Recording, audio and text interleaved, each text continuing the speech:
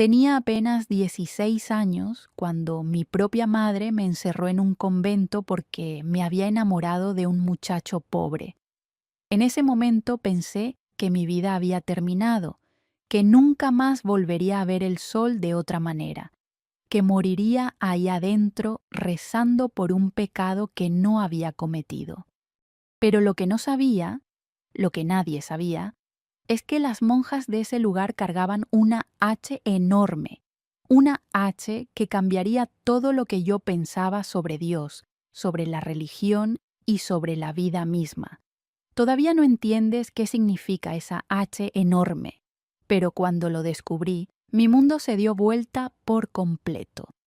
Por favor, no olviden suscribirse al canal, dejar su like y un comentario contándonos desde dónde están escuchando esta historia.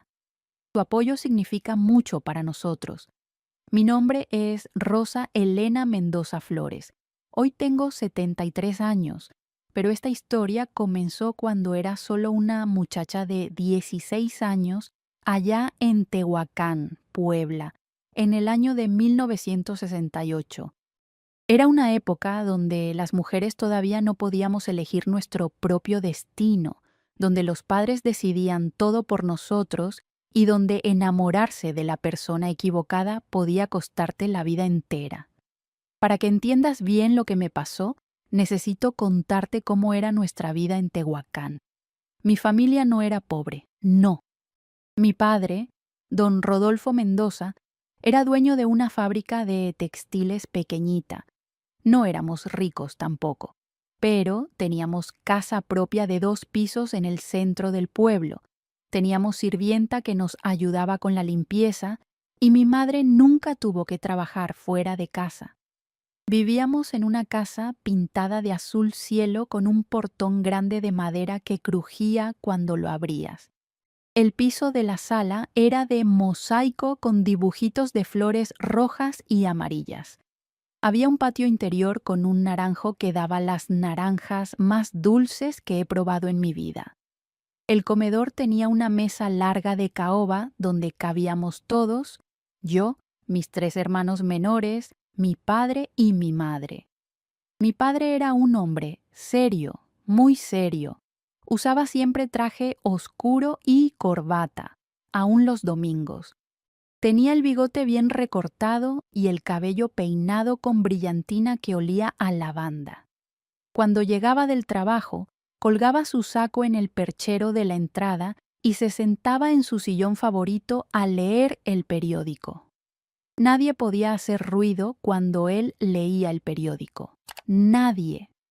Era de esos hombres que pensaban que el padre tenía siempre la razón, que su palabra era ley y que los hijos teníamos que obedecer sin preguntar.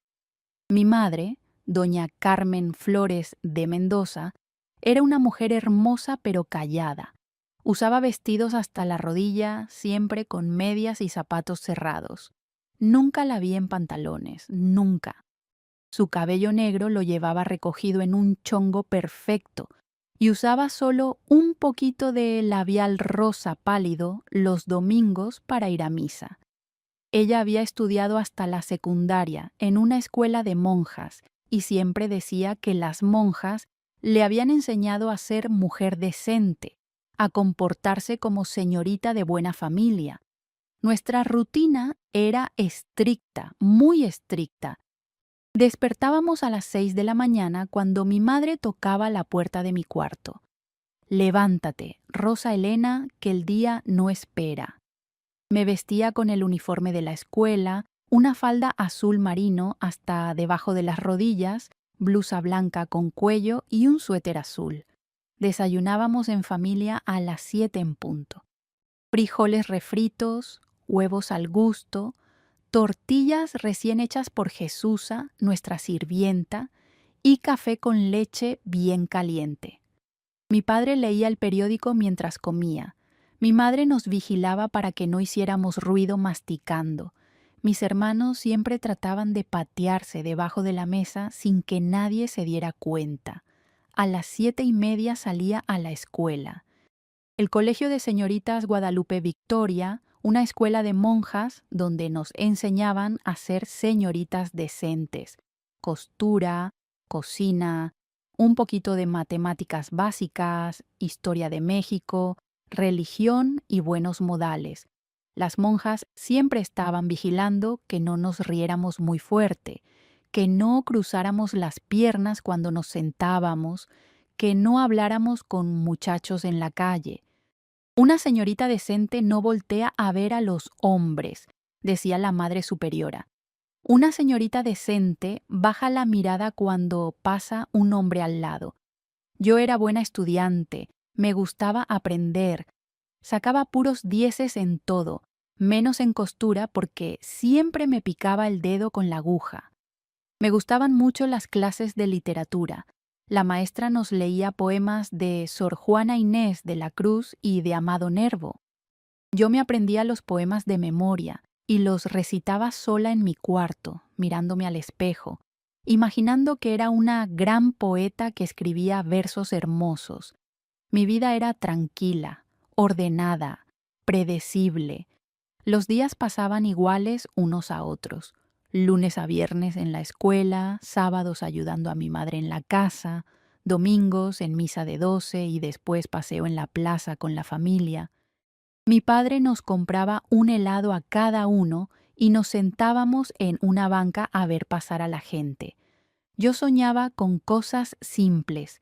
Quería terminar la preparatoria, tal vez estudiar para maestra, casarme algún día con un hombre bueno que mi padre aprobara, tener hijos, ser una buena esposa y madre como mi mamá.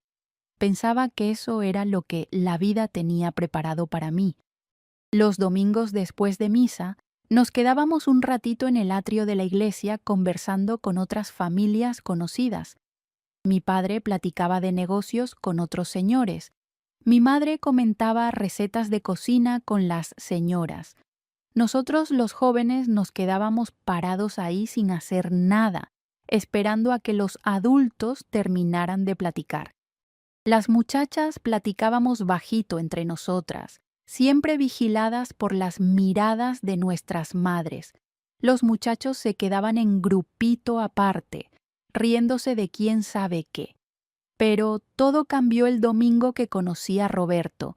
Era un domingo de marzo, me acuerdo perfecto.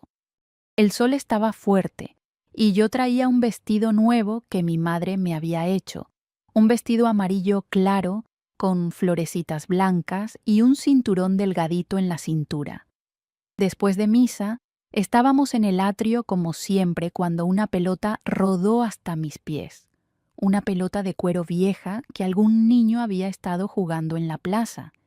Me agaché para recogerla y cuando levanté la vista para buscar al dueño de la pelota, ahí estaba él, Roberto Sánchez. Tenía 18 años, era alto, flaco, con el cabello negro medio largo que le caía sobre la frente. Usaba pantalón de mezclilla remendado en una rodilla y una camisa blanca arremangada. Tenía las manos grandes, callosas, manos de quien trabaja duro. Y sus ojos, ay Dios mío, sus ojos eran del color de la miel clara, con pestañas largas que cualquier muchacha envidiaría. Disculpe, señorita, dijo quitándose una gorra vieja de la cabeza. Es que la pelota se me escapó. Estaba jugando con mi hermanito. Le extendí la pelota sin decir nada. Cuando nuestras manos se rozaron al pasarle la pelota, sentí como si me hubiera dado toques la electricidad.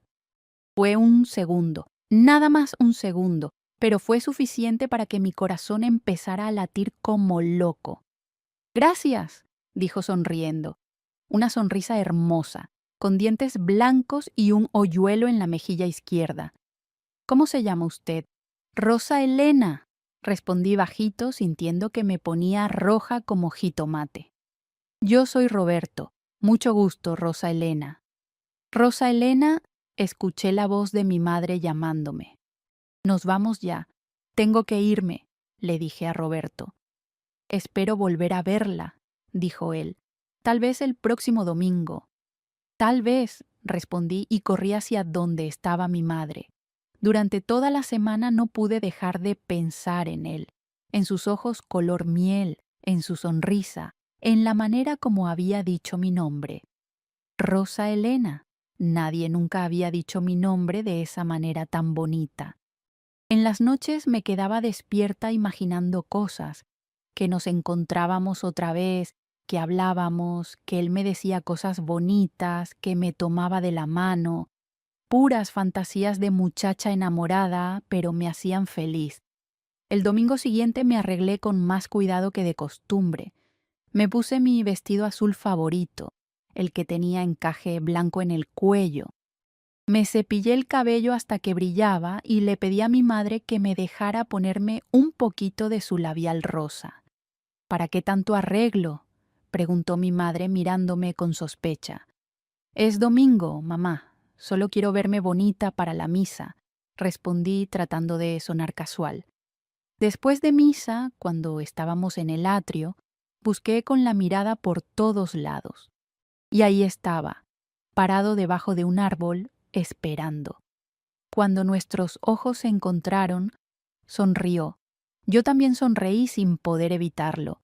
Mi corazón latía tan fuerte que pensé que todos podían escucharlo. Esperé el momento en que mi madre se distrajera platicando con las otras señoras y me alejé despacito hacia donde él estaba. Sabía que estaba mal, que una señorita decente no hablaba a solas con un muchacho, pero no pude evitarlo. Era como si mis pies me llevaran solos hacia él. Vino, dijo Roberto cuando llegué a su lado. Tenía miedo de que no viniera. Aquí estoy, respondí sintiendo mariposas en el estómago. Platicamos apenas unos minutos. Me contó que trabajaba en la fábrica de su tío, que hacían muebles de madera. Me dijo que le gustaba mucho su trabajo, que soñaba con tener su propio taller algún día. Yo le conté que estudiaba en el colegio de señoritas, que me gustaba leer poesía, que soñaba con ser maestra. Rosa Elena, escuché la voz de mi padre llamándome, una voz que sonaba enojada. Tengo que irme, le dije a Roberto sintiendo pánico. ¿Puedo volver a verla?, preguntó él rápido. Aquí mismo el próximo domingo. Sí, respondí y corrí hacia donde estaba mi familia. Durante todo el camino de regreso a casa mi padre no me habló, mi madre tampoco, pero yo sabía que estaba en problemas. Cuando llegamos a casa mi padre me dijo, a mi despacho.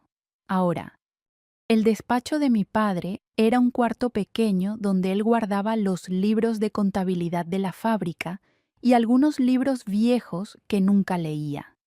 Olía a tabaco de pipa y a papel viejo. Había un escritorio de madera oscura con una lámpara y un sillón de cuero donde él se sentaba a trabajar los domingos por la tarde. Siéntate, me dijo señalando una silla frente al escritorio. Me senté con las manos temblando. ¿Con quién estabas hablando en el atrio de la iglesia?, preguntó. Con nadie, papá, mentí. Solo me encontré con una compañera de la escuela. No me mientas, Rosa Elena. Te vi hablando con un muchacho. ¿Quién es? Se llama Roberto, respondí bajando la mirada.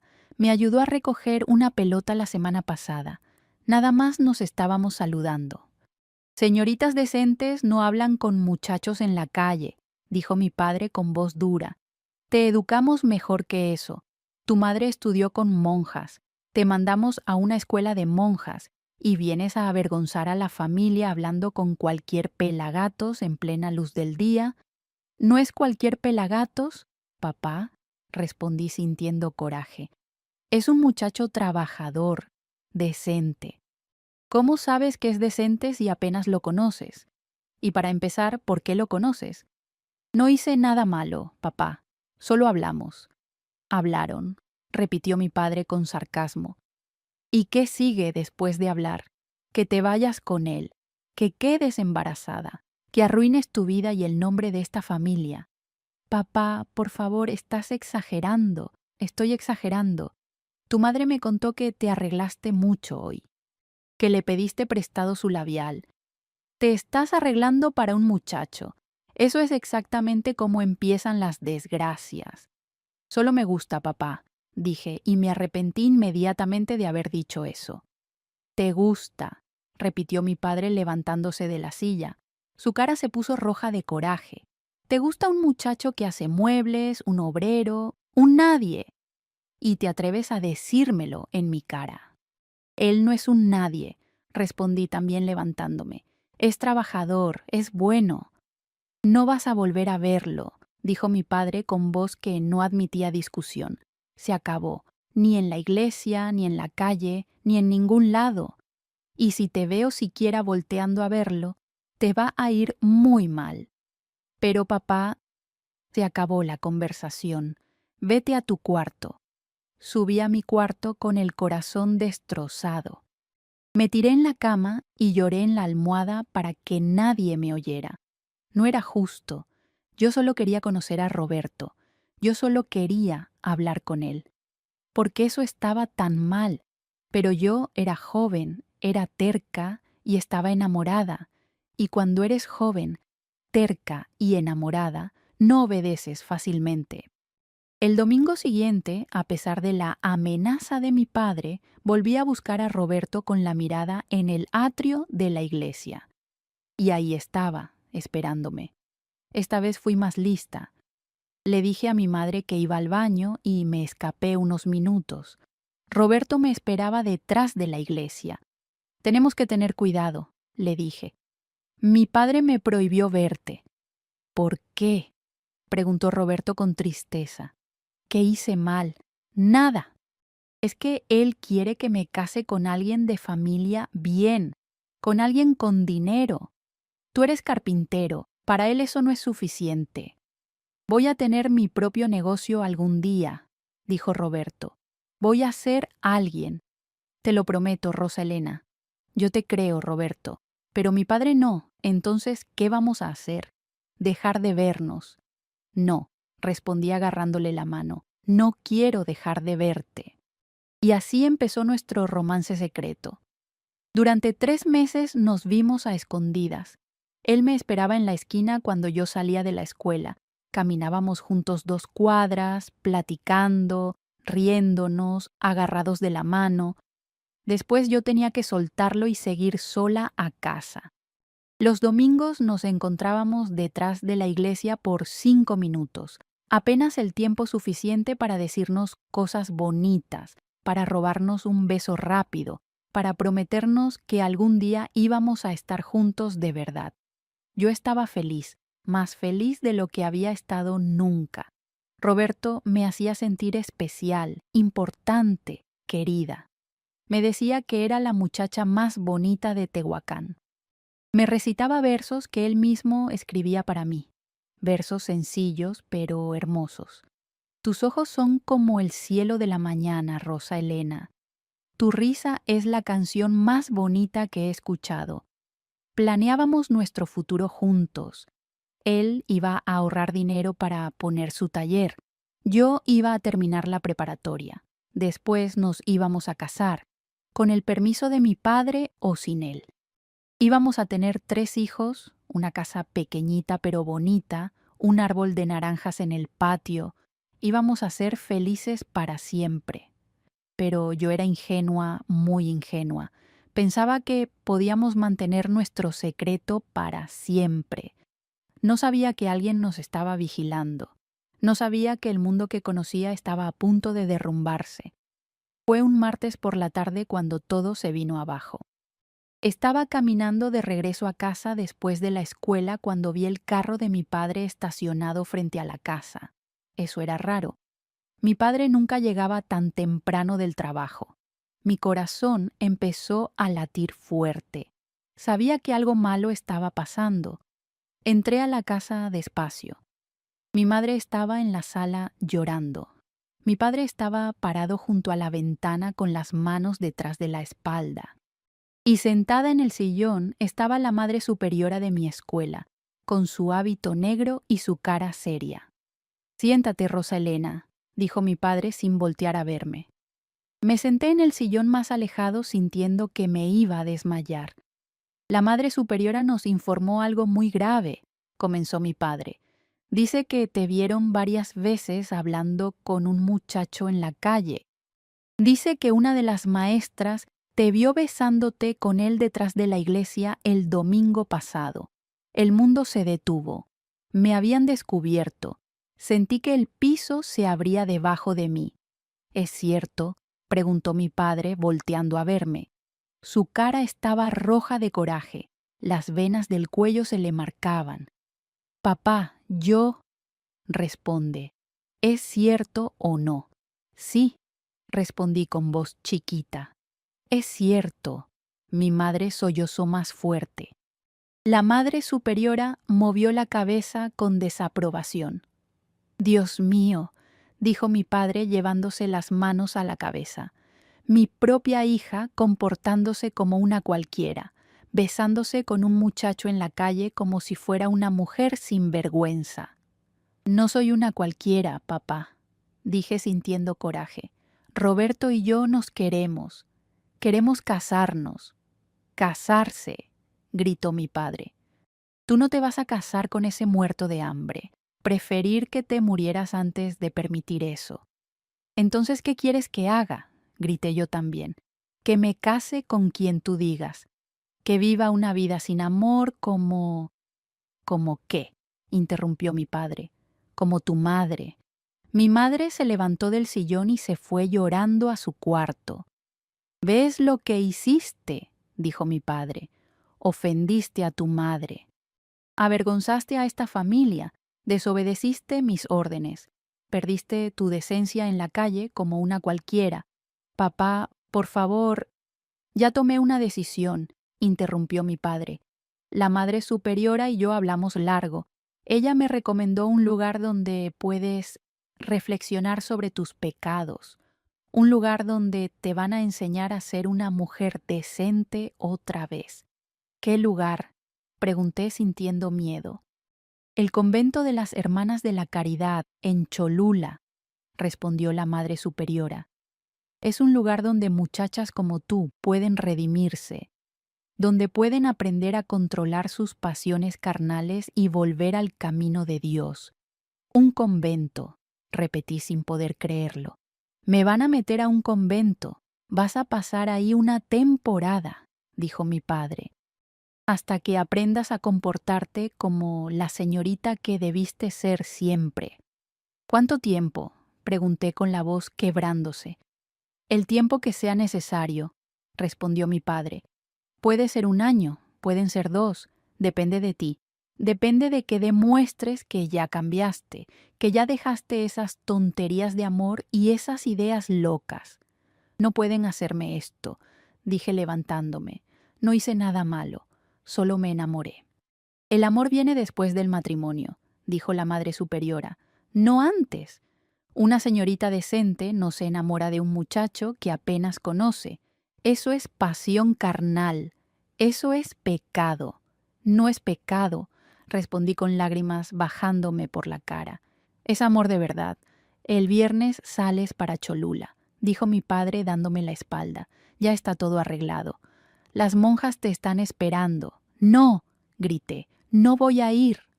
No pueden obligarme. Sí puedo, respondió mi padre volteando a verme. Soy tu padre. Tengo toda la autoridad sobre ti. Y vas a ir aunque tenga que llevarte amarrada. Esa noche subí a mi cuarto y lloré hasta quedarme sin lágrimas. Intenté escaparme por la ventana, pero mi padre había puesto candado en la reja. Grité pidiendo ayuda, pero nadie vino. Me sentía como prisionera en mi propia casa. El jueves por la noche, mi madre entró a mi cuarto. Traía una maleta pequeña con ropa que había empacado para mí. Se sentó en la orilla de mi cama y me acarició el cabello. Algún día me vas a agradecer esto, dijo con voz cansada. Algún día vas a entender que lo hacemos por tu bien. ¿Cómo va a ser por mi bien encerrarme en un convento, mamá?, pregunté. Yo solo quiero a Roberto. Él es bueno, mamá. Es trabajador, es honesto, me trata bien. Hija, el amor no es suficiente. Necesitas un hombre con posición, con dinero, con nombre. Roberto no puede darte eso. pero puede darme felicidad. La felicidad se acaba, Rosa Elena, el dinero no. Tu padre y yo queremos lo mejor para ti. Lo mejor para ustedes, respondí con amargura, no lo mejor para mí. Mi madre suspiró y se levantó. Mañana temprano sales. Que Dios te acompañe. El viernes por la mañana, antes de que saliera el sol, mi padre me llevó en su carro hasta Cholula. Era un viaje de 2 horas. Yo iba en el asiento de atrás, mirando por la ventana, viendo cómo el paisaje pasaba rápido. Pueblos pequeños, campos sembrados de maíz, montañas a lo lejos. Cada kilómetro que avanzábamos era un kilómetro más lejos de Roberto, un kilómetro más lejos de mi vida, un kilómetro más cerca de mi prisión. Cuando llegamos a Cholula, el sol ya estaba alto. El convento era un edificio enorme de piedra gris, con muros altos y ventanas pequeñitas con rejas de hierro. Parecía fortaleza, no convento, parecía cárcel. La puerta principal era de madera gruesa con clavos de hierro. Mi padre tocó con el aldabón y esperamos. Una monja vieja abrió la puerta. Tenía la cara llena de arrugas, los ojos hundidos y una boca delgada sin labios. «Buenas tardes, don Rodolfo», dijo con voz rasposa. La estábamos esperando. Entramos a un patio grande rodeado de arcos de piedra. Había un jardín en medio con flores marchitas y un Cristo de piedra en el centro. El lugar olía a humedad, a moho, a tristeza. Hacía frío aunque estábamos en verano. Otra monja apareció. Era más joven, tal vez de unos 40 años. «Esta es la madre Josefina», dijo la monja vieja. «Ella va a ser su supervisora». La madre Josefina me miró de arriba abajo con cara de desaprobación. «Así que esta es la muchacha que necesita redención». «Sí, madre», respondió mi padre. «Le agradezco que la acepten aquí. Espero que puedan corregirla. Haremos lo posible, don Rodolfo, aunque no va a ser fácil. Se ve que es terca». «Muy terca». Estuvo de acuerdo mi padre. «Por eso está aquí». Mi padre se despidió de mí sin abrazarme, sin besarme. Solo dijo: «Aprende a comportarte, Rosa Elena. Cuando estés lista para ser una hija obediente, puedes regresar a casa». Después se fue sin voltear a verme. Me quedé ahí parada en ese patio frío con mi maletita en la mano y 2 monjas mirándome como si fuera criminal. La madre Josefina dijo: «Sígueme». Caminamos por pasillos largos y oscuros con pisos de piedra que hacían eco con cada paso. Las paredes estaban húmedas, con manchas de salitre. Había cuadros de santos con caras tristes, crucifijos enormes, vírgenes llorando. Todo era gris, frío, deprimente. Llegamos a un cuarto pequeñito. Había una cama individual con colchón delgado, una mesita de noche, un crucifijo en la pared y una ventana pequeñita con rejas que daba a otro patio vacío. «Este va a ser tu cuarto», dijo la madre Josefina. «Aquí vas a dormir, rezar y reflexionar sobre tus pecados». «No cometí ningún pecado», dije. «Soberbia», respondió ella. «Ese es tu primer pecado. Orgullo.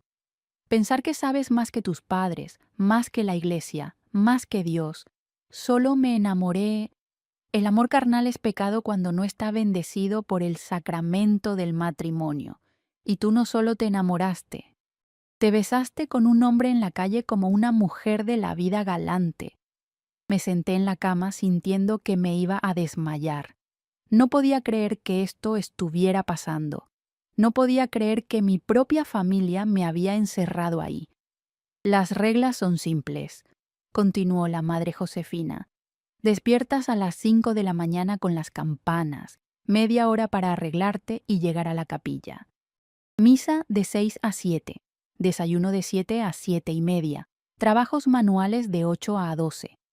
Rosario al mediodía, comida de 12:30 a 1, trabajos manuales de 2 a 6, rosario de la tarde a las 6, cena de 6:30 a 7, reflexión personal de 7 a 8. A las 8:30 apagamos las luces. Todos los días, todas las semanas, todos los meses. Me mira. No hay visitas. No hay cartas de afuera ni cartas para afuera. No hay periódicos, no hay radio, no hay televisión. Solo trabajo, oración y silencio. El silencio es importante, Rosa Elena. En el silencio Dios habla. ¿Cuánto tiempo voy a estar aquí?, pregunté con voz temblorosa. El tiempo que Dios considere necesario para tu redención. Puede ser 1 año, pueden ser 5, pueden ser 10. Depende de tu arrepentimiento sincero.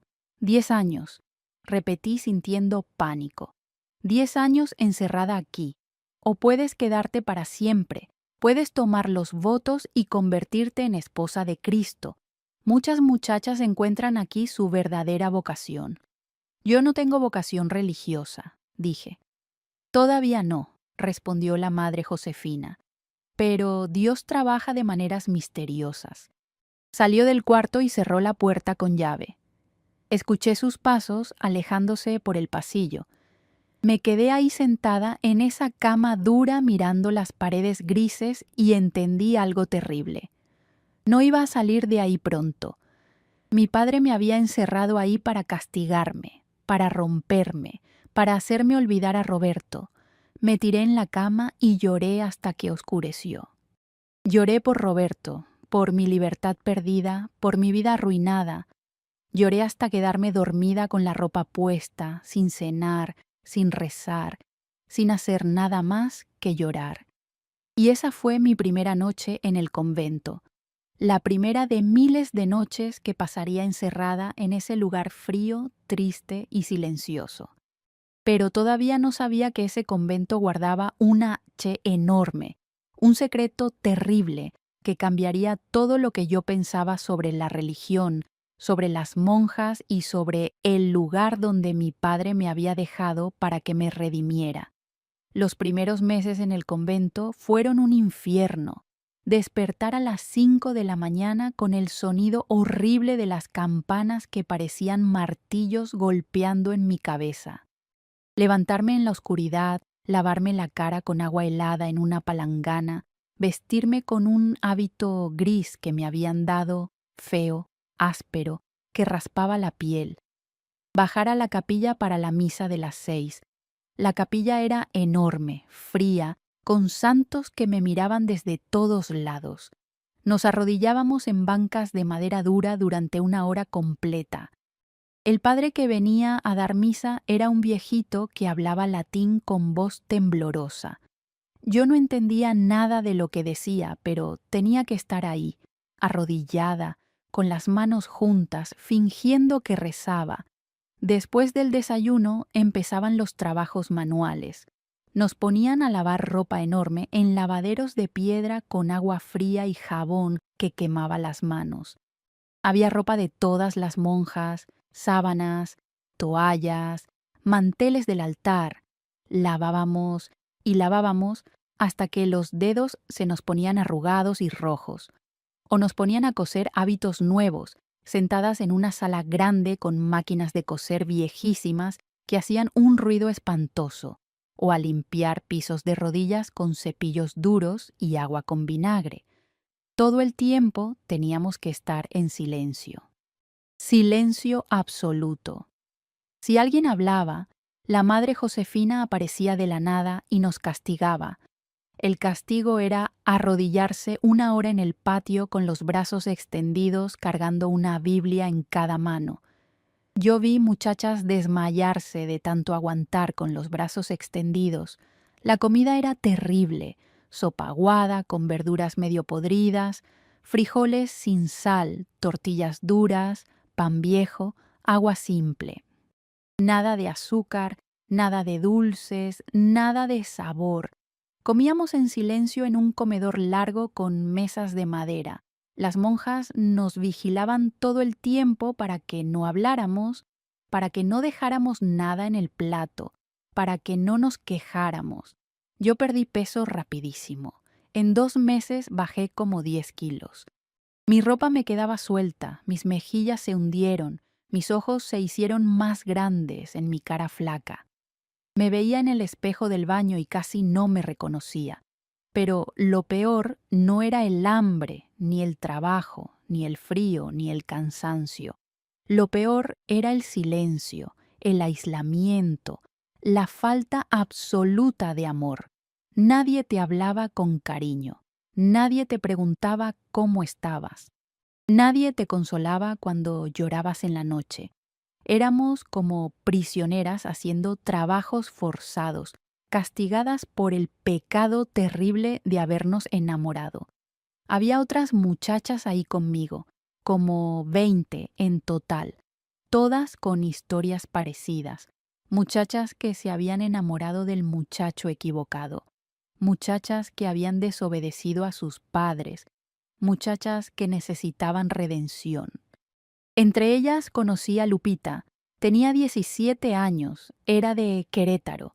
Su familia la había metido ahí porque la encontraron escribiendo cartas de amor a un muchacho que estudiaba medicina.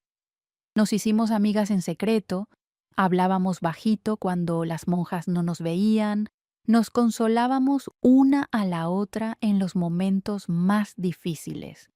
«Este lugar es horrible», me dijo Lupita una noche en el baño. «Llevo aquí 8 meses y cada día es peor que el anterior». «¿Por qué es peor?», pregunté. «Porque cada día pierdo más esperanza», respondió con lágrimas en los ojos. «Al principio pensaba que mis padres me iban a venir a buscar pronto, pero ya pasaron 8 meses y nadie viene, nadie escribe. Es como si me hubieran olvidado. También me siento así», dije, «como si mi familia me hubiera tirado a la basura». Pero había algo raro en ese convento, algo que no lograba entender bien. Las monjas más viejas, las que llevaban ahí muchos años, tenían una mirada extraña, una mirada vacía, como si no hubiera nadie adentro. Caminaban por los pasillos como fantasmas, hacían sus tareas mecánicamente, rezaban el rosario con voz monótona, sin sentimiento. Era como si estuvieran muertas en vida. Una de ellas, la hermana Catalina, era particularmente extraña. Debía tener como 60 años, la piel arrugada como papel viejo, los ojos hundidos en unas cuencas oscuras. A veces la veía parada en el patio en medio de la noche, sola, mirando al cielo, moviendo los labios como si estuviera conversando con alguien invisible. Otras veces la escuchaba llorar bajito en la capilla cuando todas ya estábamos dormidas. Un día Lupita me dijo: «Esa monja está loca, lleva aquí como 40 años. Entró cuando era joven y nunca salió». «¿Por qué?», pregunté. «Porque no tiene a dónde ir. Su familia la dejó aquí y nunca volvió por ella. Entonces se hizo monja. Pero dicen que no porque tuviera vocación. Simplemente no tenía otra opción». Me dio escalofríos pensar en eso. Una mujer que había pasado 40 años encerrada en ese lugar sin haberlo elegido realmente. Una mujer que se había quedado ahí porque no tenía alternativa. Pasaron 6 meses. 6 meses de lo mismo todos los días. Despertar, rezar, trabajar, rezar, comer, trabajar, rezar, dormir. Mi mente empezaba a ponerse nublada. Ya casi no pensaba en Roberto. Ya casi no pensaba en mi vida de antes. Era como si ese mundo hubiera sido un sueño y esta era la única realidad que existía. Hasta que un día pasó algo que lo cambió todo. Era un jueves por la tarde.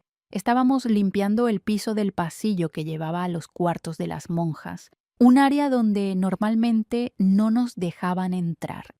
Pero ese día la madre Josefina nos había ordenado limpiar todo el convento, porque iba a venir el obispo a visitarnos. Yo estaba trapeando el piso cuando escuché ruidos extraños viniendo de una puerta al final del pasillo. Una puerta que siempre estaba cerrada con llave. Ruidos como de alguien llorando, pero un llanto raro, como de animal herido. Me acerqué despacio a la puerta y puse el oído contra la madera, y lo que escuché me heló la sangre. Era una voz de mujer gritando: «Déjenme salir, por favor, déjenme salir. Llevo aquí no sé cuánto tiempo, por favor». Di un paso atrás asustada. Había alguien encerrado ahí adentro, alguien que estaba prisionero. «¿Qué haces?», escuché la voz de la madre Josefina detrás de mí. Me volteé rápido. «Nada, madre, solo estaba limpiando». «Aléjate de esa puerta», ordenó. «Esa área no es de tu incumbencia». «Pero escuché a alguien». «No escuchaste nada», interrumpió la madre Josefina. «Son imaginaciones tuyas. Ahora vete de aquí antes de que te castigue». Regresé a mi área de limpieza con el corazón latiendo fuerte. Sabía que había escuchado algo, sabía que había alguien encerrado en ese cuarto. Pero ¿quién era y por qué estaba ahí? Esa noche no pude dormir pensando en eso. La voz de esa mujer pidiendo que la dejaran salir se quedó resonando en mi cabeza. Tenía que averiguar qué estaba pasando. Los días siguientes empecé a poner más atención a todo. Y fue cuando me di cuenta de que había cosas muy raras en ese convento. Había una sección completa a la que nunca nos dejaban entrar. Había puertas que siempre estaban cerradas con llave. Había monjas que desaparecían por días y después regresaban con cara extraña, asustada. Una noche me levanté a escondidas para ir al baño. Eran como las 2 de la mañana. Todo el convento estaba oscuro y silencioso. Cuando iba de regreso a mi cuarto, vi una luz al final del pasillo, una luz que venía de la capilla.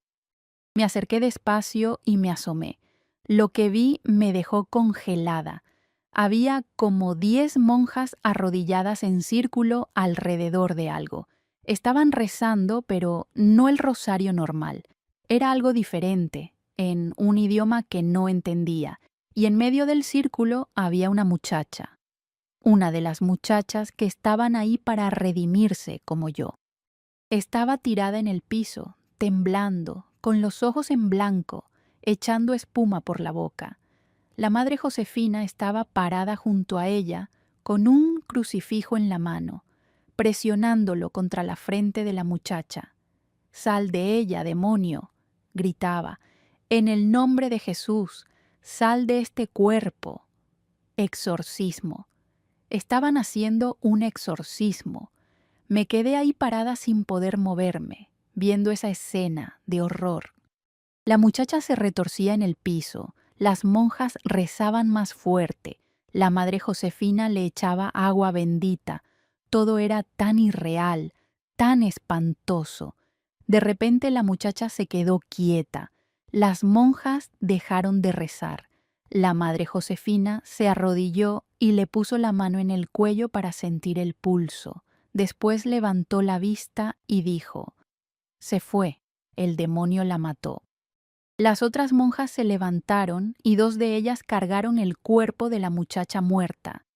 La llevaron hacia la puerta por donde yo estaba escondida. Tuve que esconderme detrás de una columna para que no me vieran. Pasaron tan cerca de mí que pude ver la cara de la muchacha muerta. Tenía los ojos abiertos, la boca torcida, la piel azul. Era Lucía, una muchacha de Guadalajara que había llegado 2 meses antes que yo. Las vi caminar por el pasillo cargando el cuerpo. Las seguí desde lejos, manteniéndome en las sombras. Fueron hasta el patio del fondo, el que estaba junto al huerto. Ahí había una puerta de madera que daba a quién sabe dónde. La abrieron y bajaron por unas escaleras. Yo me quedé arriba, asomándome desde la puerta. Bajaron a lo que parecía un sótano oscuro. Escuché ruido de palas escarbando tierra. La estaban enterrando ahí abajo, sin avisar a su familia, sin hacer funeral, sin nada. Simplemente la estaban desapareciendo. Regresé corriendo a mi cuarto y me metí en la cama temblando. Acababa de ver a alguien morir. Acababa de ver cómo las monjas mataban a una muchacha haciendo un exorcismo y después la enterraban como si nada. y nadie iba a saber nunca qué había pasado con ella. Al día siguiente, cuando pregunté por Lucía, la madre Josefina dijo: «Se fue. Su familia vino por ella en la madrugada, ya está en su casa». Pero yo sabía la verdad. Sabía que Lucía estaba muerta, enterrada en el sótano del convento. Y empecé a sospechar que no era la única. Le conté a Lupita lo que había visto. Ella me miró con cara de terror. «Yo también he escuchado cosas», dijo bajito. «Una de las muchachas me contó que vio a las monjas llevando cuerpos al sótano en medio de la noche, pero tenía tanto miedo que nunca se atrevió a investigar». «Tenemos que salir de aquí», dije. «Este lugar no es un convento, es una cárcel. Y las monjas no están tratando de redimirnos, están locas. Pero, ¿cómo vamos a salir? Todas las puertas están con llave, todas las ventanas tienen rejas». «Tiene que haber una manera», respondí. «Tiene que haberla». Y fue ahí, en ese momento de desesperación, cuando decidí que iba a escapar de ese lugar, costara lo que costara. Ya no me importaba decepcionar a mi padre. Ya no me importaba ser una señorita decente. Solo me importaba salir viva de ahí. Pero todavía no sabía toda la verdad sobre ese lugar. Todavía no había descubierto la hache enorme que las monjas cargaban. Y cuando finalmente la descubrí, entendí que el convento era mucho peor de lo que me había imaginado. Pasaron 2 semanas después de ver la muerte de Lucía. 2 semanas donde me quedaba despierta en las noches tratando de encontrar una manera de escapar. 2 semanas donde empecé a observar todo con más cuidado, buscando debilidades en la seguridad del convento, buscando cualquier oportunidad. Fue durante esas noches de vigilancia que descubrí algo más. Cada martes y viernes, alrededor de las 11 de la noche, llegaba un carro al convento. Un carro negro sin placas. Venía un hombre, siempre el mismo hombre, bien vestido con traje oscuro. Tocaba la puerta trasera del convento, la que daba al huerto. La madre Josefina lo recibía y lo llevaba al edificio. Una noche decidí seguirlos. Me levanté en silencio. Me puse una cobija oscura encima y salí de mi cuarto sin hacer ruido. Los seguí manteniéndome en las sombras. Fueron al área prohibida, la sección donde nunca nos dejaban entrar. El hombre entró a un cuarto y la madre Josefina se quedó afuera vigilando. Me escondí detrás de una columna cerca de ahí. Desde mi escondite podía ver la puerta del cuarto, pero no podía escuchar lo que pasaba adentro. El hombre estuvo ahí como 1 hora. Cuando salió, vi que se arreglaba la corbata y se acomodaba el cabello. La madre Josefina le entregó un sobre. Él lo abrió, contó el dinero que había adentro, asintió y se fue. Después, la madre Josefina entró al cuarto. Escuché que hablaba con alguien. «Levántate, límpiate». Ya se fue. Después salió jalando a una muchacha por el brazo. Una muchacha que yo había visto antes, una de las que estaban ahí para redimirse. La muchacha caminaba como zombi, con los ojos vacíos, temblando. La madre Josefina la llevó a otro cuarto y la encerró. Mi corazón latía tan fuerte que pensé que me iban a escuchar. Acababa de ver algo horrible. Las monjas estaban trayendo hombres para hacer cosas con las muchachas, y les cobraban por eso. Regresé a mi cuarto sintiéndome enferma del estómago. Me metí en la cama y lloré en silencio. Este lugar era peor que un infierno. Era un lugar donde vendían muchachas como si fueran mercancía. Y todo bajo el disfraz de un convento religioso, de un lugar de redención. Al día siguiente busqué a Lupita y le conté todo. Ella se puso pálida. «Rosa Elena, tenemos que salir de aquí ya. Si nos quedamos más tiempo, nos puede pasar lo mismo». «Lo sé, pero ¿cómo?». «Esa noche me llaman a la oficina de la madre Josefina», dijo Lupita con voz temblorosa. «Me dijo que tengo que hablar con ella sobre mi futuro aquí. Creo que me van a Me van a usar como a esas otras muchachas. No, dije agarrándola de las manos. No voy a permitir que te pase eso. Nos vamos a escapar antes. ¿Pero cómo? Todas las puertas... Espera, interrumpí recordando algo. El sótano. Ahí fue donde vi que enterraban a Lucía. Tiene que haber otra salida por ahí. Tiene que comunicar con el huerto y el huerto tiene una puerta que da a la calle. Es muy arriesgado, Rosa Elena. Más arriesgado es quedarnos aquí. Esa noche, después de que apagaron las luces, me reuní con Lupita en el baño.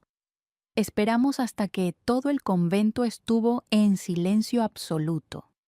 Entonces nos aventuramos hacia el patio del fondo donde estaba la puerta que llevaba al sótano. La puerta estaba cerrada pero no con llave. La abrimos despacio tratando de no hacer ruido. Había escaleras de piedra que bajaban a la oscuridad. No teníamos luz, solo la luna entrando por una ventanita arriba que apenas iluminaba los primeros escalones. Bajamos paso a paso, tocando las paredes húmedas para no caernos. Olía horrible allá abajo, a tierra mojada, a moho, a muerte. Cuando llegamos al fondo, había un pasillo largo. Caminamos por él, tanteando el camino en la oscuridad. De repente mi pie golpeó algo. Me agaché a tocar y sentí madera. Era una tabla floja en el piso. La moví a un lado y debajo había una tumba. Tierra removida. Ahí debía estar Lucía, y probablemente muchas otras antes que ella. Seguimos caminando hasta que vimos una luz adelante. Era otra puerta entreabierta por donde entraba luz de la luna. Nos acercamos despacio. La puerta daba al huerto, tal como yo había pensado. Y del otro lado del huerto se veía la puerta de madera que daba a la calle. Estábamos por salir al huerto cuando escuchamos voces. Nos escondimos detrás de la puerta. Eran dos monjas platicando. El obispo viene mañana, decía una. Hay que esconder bien a las muchachas que están en los cuartos especiales. Ya lo sé, respondió la otra.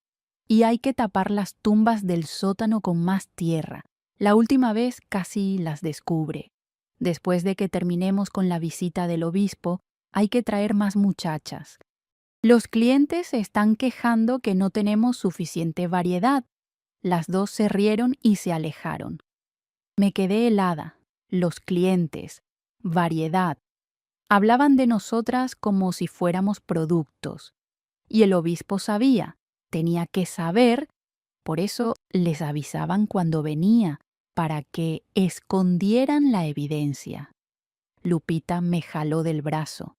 Vámonos ya, susurró, antes de que regresen. Salimos al huerto corriendo agachadas. El huerto tenía hileras de verduras, árboles frutales y al fondo la puerta de madera. Corrimos hacia ella rezando que no estuviera cerrada con llave. La puerta tenía un cerrojo viejo y oxidado. Lo empujé con todas mis fuerzas. No se movía. Lo intenté otra vez. Nada. Lupita me ayudó y entre las dos empujamos con todo lo que teníamos. El cerrojo finalmente cedió con un ruido fuerte. ¿Quién anda ahí? Escuchamos la voz de la madre Josefina a lo lejos. «¡Corre!», le dije a Lupita. Abrimos la puerta y salimos corriendo a la calle. Era de madrugada, tal vez las 4 de la mañana. No había nadie afuera. Corrimos sin saber hacia dónde, solo corrimos alejándonos de ese lugar de horror. Detrás de nosotras escuchamos gritos. «Regresa». Se escaparon. Búsquenlas. Pero ya no nos importaba. Ya estábamos libres. Corrimos por calles oscuras, cruzamos el pueblo, seguimos corriendo hasta que el convento quedó tan lejos que ya no podíamos verlo. Finalmente nos detuvimos en una esquina, sin aliento, con el corazón latiendo como loco. «Lo logramos», dijo Lupita entre lágrimas. «Salimos de ahí». «Sí», respondí también llorando. «Pero, ¿ahora qué vamos a hacer? No teníamos dinero, no teníamos a dónde ir, no teníamos nada más que la ropa que traíamos puesta. Pero éramos libres. y eso era lo único que importaba. Nos escondimos el resto de la noche en el atrio de una iglesia. Cuando amaneció, empezamos a caminar hacia la carretera. Mi plan era llegar hasta Tehuacán como fuera. Tenía que encontrar a Roberto. Tenía que contarle todo lo que había pasado. Caminamos todo el día. La gente nos veía raro. Dos muchachas con hábitos grises sucios caminando por la carretera. Algunos carros pasaban sin detenerse. Finalmente un camión de carga se detuvo. ¿Para dónde van?, preguntó el conductor, un señor mayor con cara amable. A Tehuacán, respondí. Súbanse. Voy para allá. El viaje fue largo, como 3 horas en la parte de atrás del camión aguantando el sol y el polvo. Pero no nos importaba.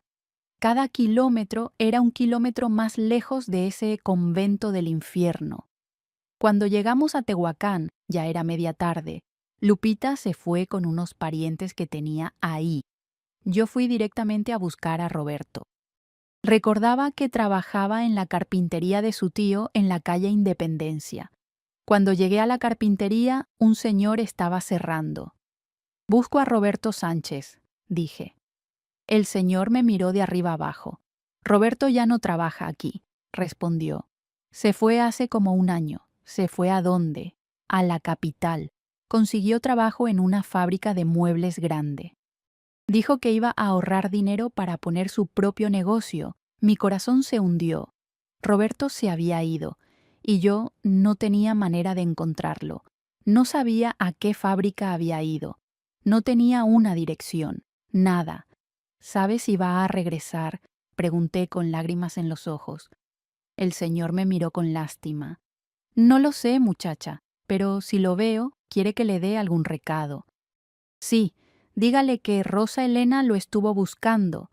Dígale que salí del convento. Dígale que lo sigo esperando. Caminé por el pueblo sin saber qué hacer. No podía ir a casa de mis padres. Seguro ya sabían que me había escapado del convento. Seguro estaban furiosos. Si regresaba, me iban a encerrar otra vez, tal vez en un lugar peor. Me senté en una banca de la plaza y me puse a llorar. Había escapado del convento, pero ahora estaba sola en el mundo, sin familia, sin Roberto, sin dinero, sin nada. Una señora se sentó junto a mí. Me veía llorar sin decir nada. Después de un rato preguntó, ¿Estás bien, hija? No, respondí. No estoy bien.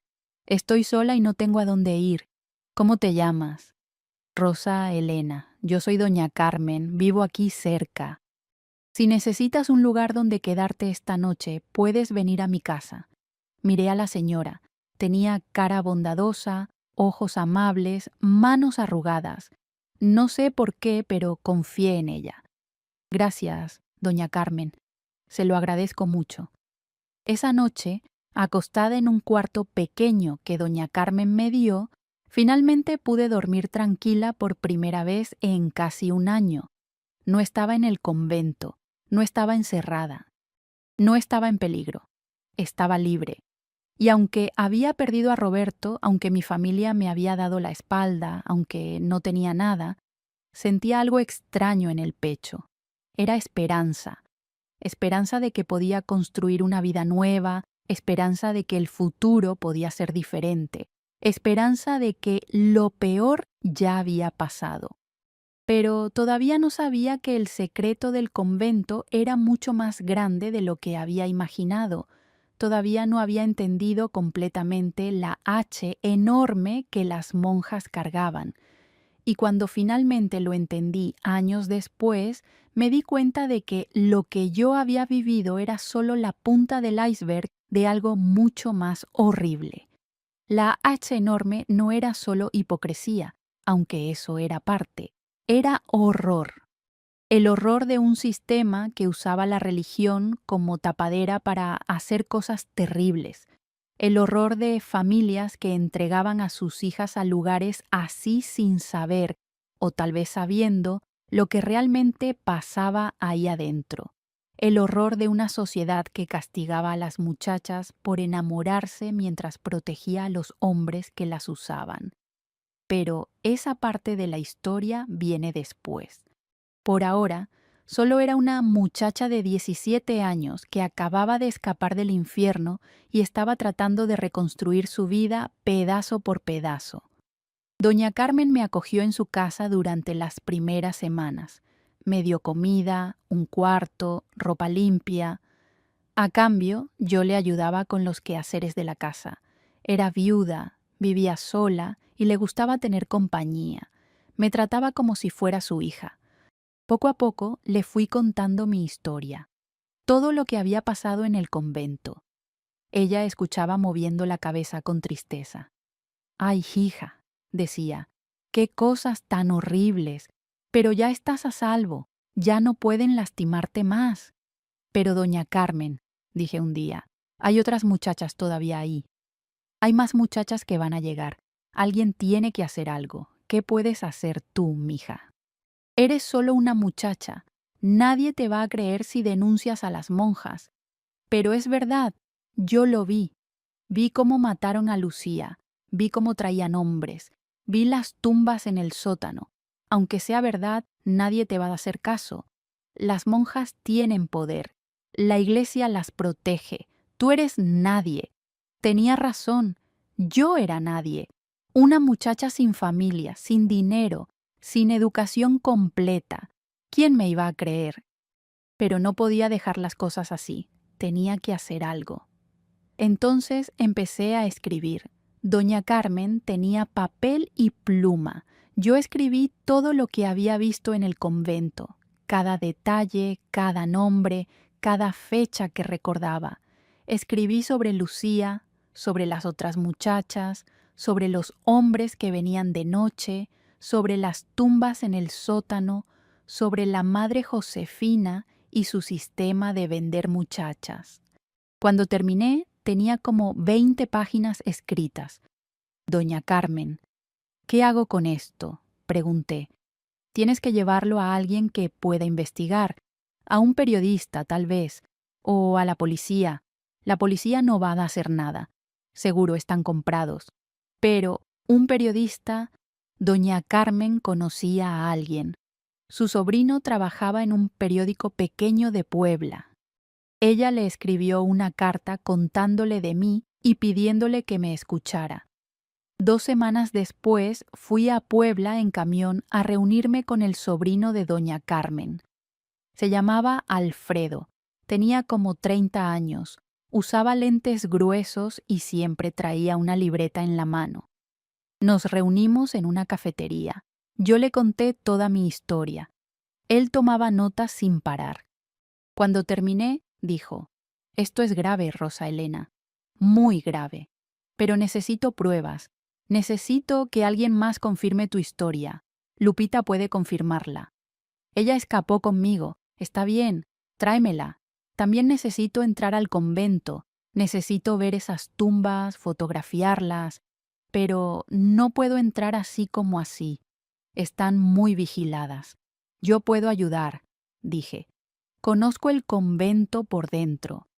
Conozco cómo entrar por el sótano». Alfredo me miró sorprendido. «¿Harías eso? ¿Regresar ahí? Si es para que se haga justicia, sí. Si es para salvar a las otras muchachas que siguen ahí, sí». Planeamos todo cuidadosamente. Una semana después, en la madrugada, Alfredo, yo, Lupita y un fotógrafo fuimos al convento. Entramos por la puerta del huerto que yo sabía que nunca cerraban bien. Bajamos al sótano con linternas. El fotógrafo empezó a tomar fotos de todo: las tumbas, la tierra removida, los cuartos donde encerraban a las muchachas, los registros que encontramos en una oficina que mostraban nombres de clientes y cantidades de dinero. Estuvimos ahí como 2 horas. Cuando salimos, teníamos suficiente evidencia para hacer un escándalo enorme. La historia salió publicada en el periódico una semana después. Primera plana. Convento de las Hermanas de la Caridad, centro de prostitución y muerte. El artículo incluía las fotos, los testimonios míos y de Lupita, y los documentos que habíamos encontrado. El escándalo fue enorme. La policía tuvo que ir a investigar. Encontraron todo lo que habíamos dicho. 11 cuerpos enterrados en el sótano. Registros de decenas de hombres que habían pagado por estar con las muchachas. Pruebas de que la madre Josefina se quedaba con el dinero. Arrestaron a la madre Josefina y a otras 5 monjas. El convento fue cerrado. Las muchachas que todavía estaban ahí fueron enviadas de regreso con sus familias. El obispo que había encubierto todo tuvo que renunciar, pero hubo consecuencias para mí también. Mi padre se enteró de todo, vino a buscarme a casa de doña Carmen. Cuando abrí la puerta y lo vi ahí parado, sentí que me iba a desmayar. «Nos destrozaste», dijo con voz fría. «Destrozaste el nombre de la familia. Ahora todos en Tehuacán saben que mi hija estuvo en ese convento. Todos piensan que te pasaron cosas ahí. Me pasaron cosas, papá, cosas horribles, pero no de las que tú piensas. Yo no fui una de las que usaron, pero vi lo que les hicieron a otras, y no pude quedarme callada. Debiste quedarte callada, debiste aguantar tu castigo como te tocaba. Mi castigo. Papá, me encerraste en un lugar donde mataban muchachas, donde las vendían como prostitutas, y tú llamas a eso mi castigo. No lo sabía, dijo bajando la mirada. Yo no sabía que ese lugar era así. Debiste saberlo. Debiste investigar antes de dejar ahí a tu hija, pero preferiste deshacerte de mí porque me enamoré del muchacho equivocado. Rosa Elena, traté de hacer lo mejor para ti. Lo mejor para ti, papá. No lo mejor para mí. Lo mejor para ti era que me casara con alguien rico. Lo mejor para ti era que no avergonzara a la familia. Lo mejor para ti era que te obedeciera sin cuestionar. Pero nunca pensaste en lo mejor para mí. Mi padre se quedó callado. Después de un rato dijo, «Tu madre quiere verte. Dile a mi madre que la quiero. Pero no puedo regresar a esa casa. No puedo vivir con personas que me entregaron a un lugar así. ¿A dónde vas a ir?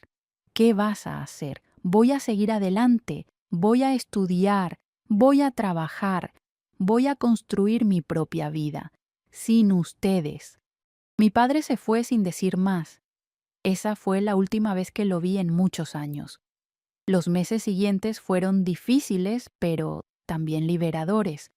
Conseguí trabajo en una tienda de telas.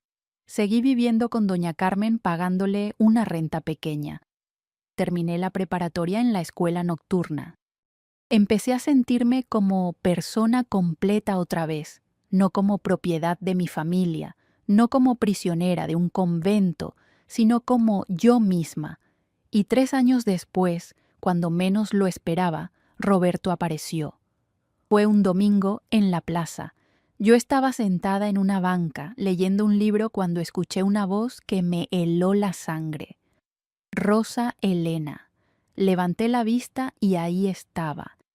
Más grande, más maduro, con ropa mejor que la que usaba antes, pero era él, mi Roberto. Me levanté sin poder creerlo. Roberto, regresaste. Regresé, dijo con una sonrisa enorme. Vine a buscarte. El señor de la carpintería me dio tu recado. Me dijo que habías salido del convento. He estado buscándote por todas partes. Nos abrazamos ahí en medio de la plaza sin importarnos quién nos viera. Lloramos los dos. 3 años. 3 años de separación, de sufrimiento, de incertidumbre. Pero finalmente nos habíamos encontrado otra vez. Me contó que había trabajado duro en la capital, que había ahorrado cada peso, que ahora tenía su propio taller de carpintería en Puebla, que tenía una casa pequeña, que estaba listo para casarse, que nunca había dejado de amarme, que nunca me había olvidado. Y yo le conté todo. Lo del convento, lo de las monjas, lo del escape, lo del escándalo, todo. Él escuchó con cara de horror. «No puedo creer que tu familia te haya hecho eso», dijo. «No puedo creer lo que pasaste». «Ya pasó, Roberto. Ya estoy libre. Nos casamos 2 meses después. Una boda sencilla en el juzgado con doña Carmen como testigo. No invitamos a mi familia». No invitamos a nadie más que a las personas que nos querían de verdad. Nos fuimos a vivir a Puebla. Roberto tenía razón, su taller era pequeño pero próspero. Hacía muebles hermosos que vendía bien. Yo seguí estudiando, hice cursos de contabilidad y empecé a ayudarle con los libros del negocio. Tuvimos 3 hijos: Ana, Roberto Jr. y Carmen, por doña Carmen que me había salvado. Criamos a nuestros hijos de manera completamente diferente a como me criaron a mí, con amor, con libertad, con la posibilidad de elegir sus propios caminos. Ninguno de mis hijos fue obligado a hacer nada que no quisiera. Ninguno de mis hijos fue castigado por enamorarse. Años después me reconcilié con mi madre. Ella vino a visitarme una vez, sola, sin mi padre. Lloró pidiendo perdón. Dijo que no había sabido que el convento era así. Dijo que había vivido con culpa todos esos años. Yo la perdoné, no porque lo que hizo estuviera bien, sino porque entendí que ella también había sido víctima. Víctima de un sistema que le enseñó a obedecer a su marido sin cuestionar. Víctima de una sociedad que le dijo que las hijas tenían que ser controladas. Víctima de su propia falta de poder. Mi padre murió sin que volviéramos a hablar. A veces me da tristeza eso. A veces pienso que tal vez hubiera podido perdonarlo también si él hubiera venido a pedir perdón. Pero nunca lo hizo. Murió creyendo que había hecho lo correcto. El juicio contra las monjas del convento duró años. Al final, la madre Josefina fue sentenciada a 20 años de cárcel. Las otras monjas que participaron en el esquema recibieron sentencias menores, pero lo más importante es que el caso abrió una investigación en otros conventos y encontraron que no era el único lugar donde pasaban cosas así. Había una red completa de conventos que operaban de manera similar, usando la religión como fachada para cosas horribles. Muchos conventos fueron cerrados. Muchas monjas fueron arrestadas, muchas muchachas fueron salvadas, y aunque yo no pude salvar a Lucía ni a las otras que murieron en ese sótano, al menos pude hacer que su muerte no fuera en vano. Hoy, tantos años después, cuando miro hacia atrás, veo que sobreviví. Más que eso, vencí. Vencí a mi familia que quiso controlarme. Vencí al convento que quiso romperme. Vencí a un sistema que pensaba que las mujeres no teníamos derecho a elegir nuestro propio destino. La H enorme que las monjas cargaban era el horror de un sistema corrupto que usaba la fe como herramienta de control y abuso. Era la hipocresía de predicar valores cristianos mientras hacían cosas diabólicas. Era el infierno que creaban para muchachas inocentes cuyo único pecado era enamorarse o desobedecer o simplemente ser mujeres en una sociedad que nos veía como propiedad. Me encerraron en ese convento para que me redimiera de un pecado que no había cometido. Pero al final, ellos fueron los que tuvieron que rendir cuentas. Ellos fueron los que cargaban el verdadero pecado. Y ahora, a los 73 años, cuando miro a mis hijos y a mis nietos, cuando veo la vida que construí con Roberto, cuando pienso en todas las muchachas que se salvaron porque yo tuve el valor de hablar, sé que todo valió la pena. El sufrimiento, el miedo, la soledad, todo valió la pena porque al final aprendí la lección más importante de la vida. Nadie tiene derecho a encerrarte, ni física ni emocionalmente. Nadie tiene derecho a castigarte por ser quien eres, por amar a quien amas, por elegir tu propio camino. Y cuando alguien trata de hacerlo, tienes que luchar, tienes que resistir, tienes que escapar. Porque la libertad no es lujo, es derecho. Y nadie, ni siquiera tu propia familia, ni siquiera la iglesia, ni siquiera Dios, tiene el derecho de quitártela. Por eso decidí contar esta historia hoy, porque todavía hay muchachas siendo encerradas, todavía hay familias usando la religión como herramienta de control, todavía hay instituciones abusando del poder que les damos. Si estás escuchando esta historia y te reconoces en ella, si tú también estás siendo castigada por ser quien eres, si te están encerrando física o emocionalmente, escucha bien lo que te voy a decir. Puedes salir, puedes escapar, puedes construir una vida nueva. No va a ser fácil, va a doler, vas a tener miedo, vas a estar sola por un tiempo, pero vas a estar libre. Y la libertad, mija, la libertad es lo único que realmente importa. No dejes que nadie te diga que tienes que aguantar, que tienes que obedecer, que tienes que quedarte callada. No dejes que te convenzan de que el sufrimiento es tu destino, de que tienes que pagar por pecados que no cometiste, de que mereces ser castigada por atreverte a soñar con una vida diferente. Sal de ahí, habla, denuncia, pide ayuda. Y cuando finalmente seas libre, usa tu voz para ayudar a otras que siguen encerradas. Ese es el verdadero legado que podemos dejar. Esa es la verdadera manera de honrar a las que no sobrevivieron. Yo lo hice. Salí de ese convento del horror, denuncié a las monjas, salvé a otras muchachas, construí una vida hermosa con el hombre que amaba. Y si yo pude, ustedes también pueden. Nunca es tarde para liberarte. Nunca es tarde para elegir la vida que mereces. Nunca es tarde para decir no al abuso disfrazado de religión, al control disfrazado de amor, a la prisión disfrazada de protección. Y así termina mi historia, mis queridos. La historia de una muchacha que fue encerrada en un convento por enamorarse, que descubrió el horror enorme que las monjas cargaban, que escapó y que dedicó su vida a asegurarse de que otras no tuvieran que pasar por lo mismo. Espero que les haya gustado conocer un pedacito de mi vida. Espero que esta historia haya tocado el corazón de ustedes, principalmente de las mujeres que me están escuchando. Si llegaron hasta aquí es porque esta historia despertó algo en ustedes y me da mucho gusto. Por eso, ahora les quiero pedir una cosita. Si esta historia los conmovió, si se emocionaron, si conocen a alguien que necesita escuchar este mensaje de fuerza y liberación, dejen un comentario aquí abajo. Cuéntenme qué les pareció la historia. ¿Ya pasaron por algo parecido? ¿Conocen alguna mujer valiente que enfrentó situaciones difíciles así? Leo todos los comentarios y me da mucha alegría saber que mis historias llegan al corazón de ustedes.